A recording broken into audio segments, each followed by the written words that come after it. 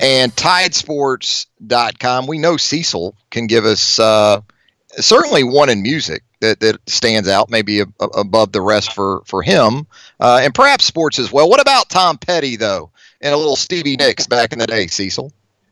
Stevie did a lot of studio duets.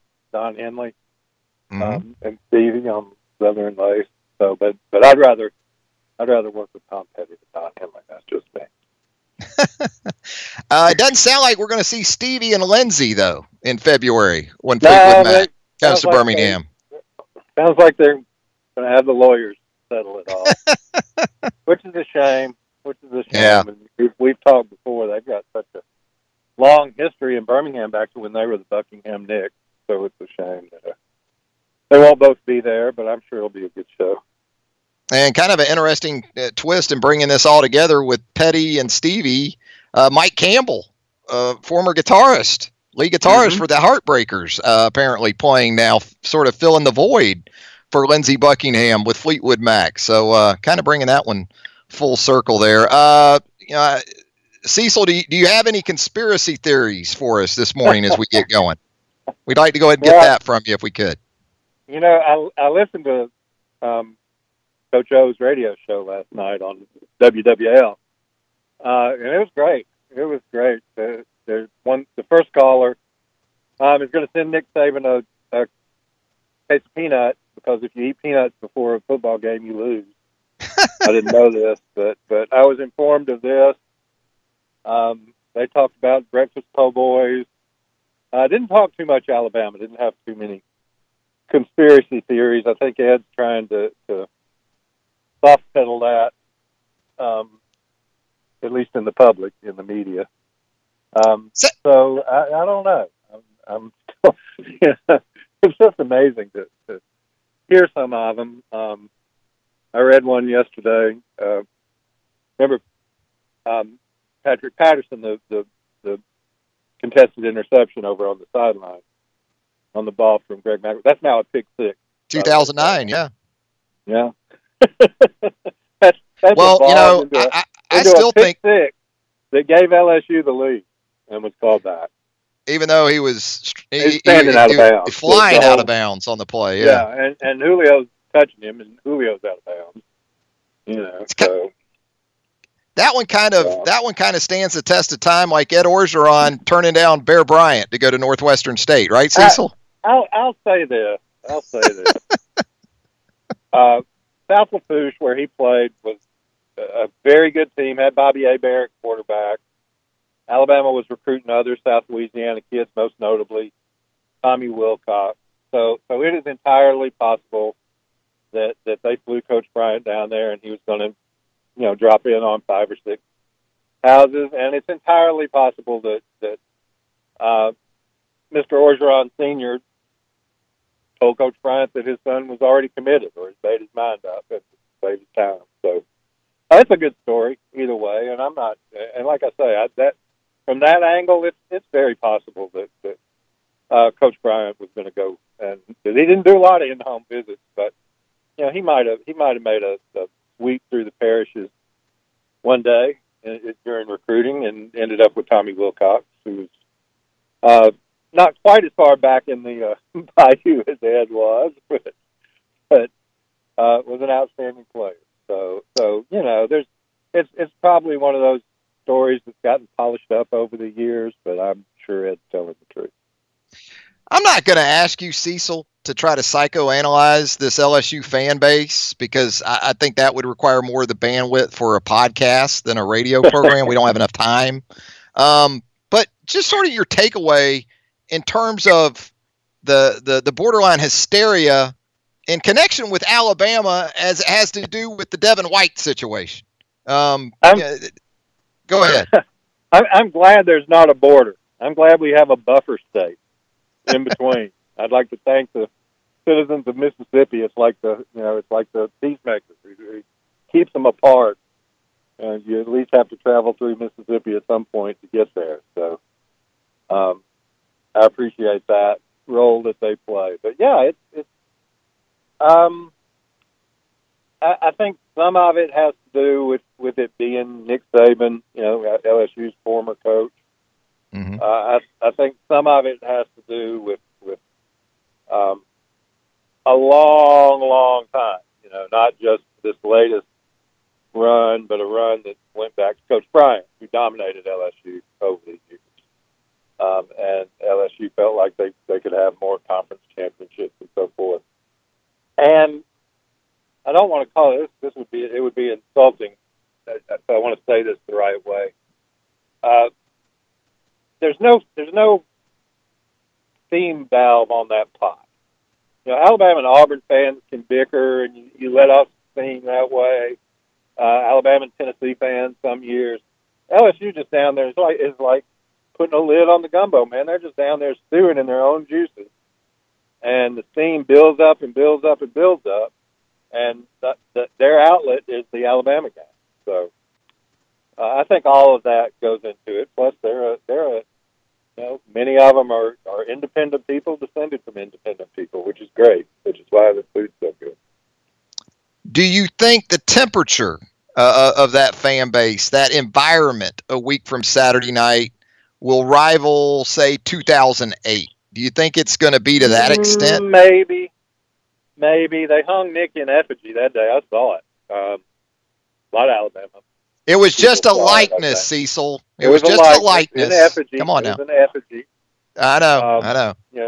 So we'll see. It could be. Like I say, they stew and boil and get stirred up over this, and they feel like they have a legitimate chance to make the playoff if they win, which they do.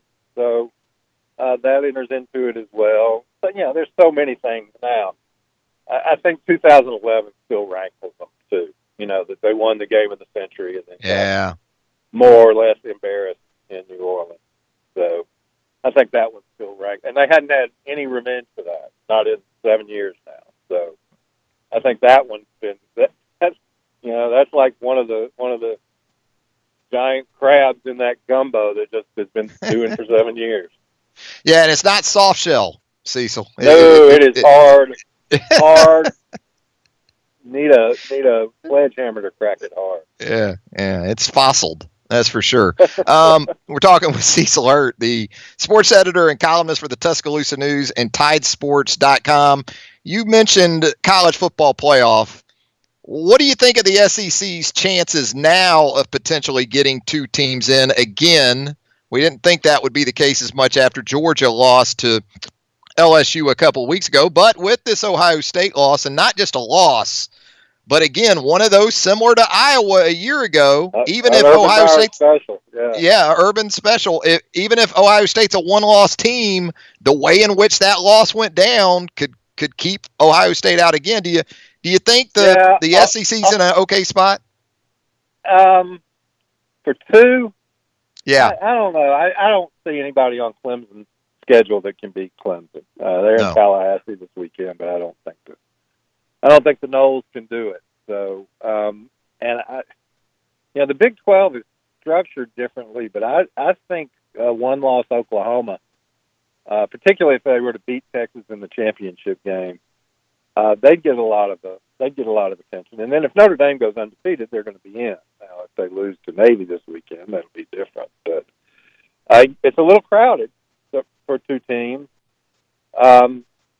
Probably still your scenario would be Alabama running the table, Georgia running through what they have left, and then Georgia winning the championship game, and then Alabama being kind of a mixer with some other teams. That'd be about the best way to do two. I guess the other way would be for LSU to win and on next Saturday, and then lose to A&M. Alabama goes championship game, but I don't know that LSU can make it with two losses. So, despite a very good resume. Might be tough in that scenario for sure. What do you think of this Florida-Georgia game Saturday? I mean, it'll have all of our attention with obviously Alabama off, a lot of the West off. I felt like a couple weeks ago Georgia would win this game maybe pretty comfortably. But as it gets closer, I'm starting to move more towards the Gators. Am I wrong in doing that? What are your thoughts on this game? I would say one thing. Georgia just doesn't. The stories that I see out of Georgia and the talk that I hear a little bit, they just don't seem quite sure on this quarterback thing. It's going to be Jake Fromm.